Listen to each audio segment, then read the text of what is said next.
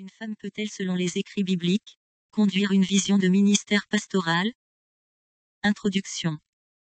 Première partie. Darbogia, esclave 100% de Jésus-Christ, appelé par Dieu à être fidèle à la vérité. À l'Église des saints en Afrique et dans le monde.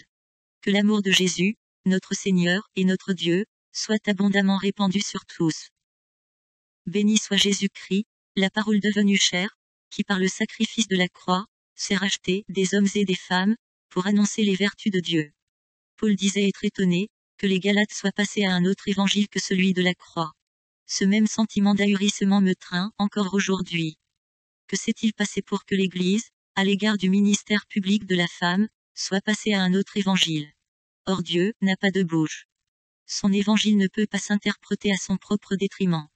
Ainsi, il n'est pas difficile de comprendre que le problème se situe, non, au niveau de la parole, mais au niveau du déficit de la révélation dans la connaissance de Dieu, dont nous souffrons cruellement. Une femme que Dieu a sortie de l'homme, comme étant l'encre de son âme, ne peut pas souffrir de tant de rejet de par le monde, si ce n'est pas à cause de la malédiction de la Genèse. Parce que, les femmes, au cours de tous ces siècles d'ouvrages, n'ont montré d'aucune façon que ce soit, qu'elles étaient inférieures aux hommes.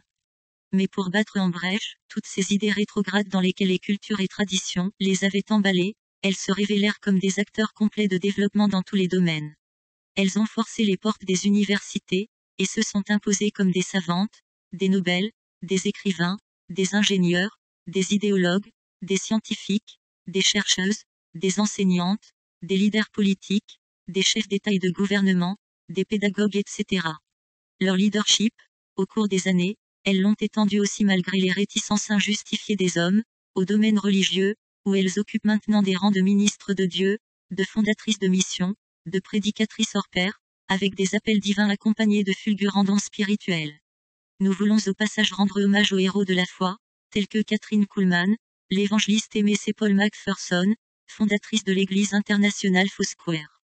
Et à toutes ces nombreuses femmes, ici comme ailleurs, qui font mains de pied, pour faire avancer l'œuvre de Dieu dans le ministère.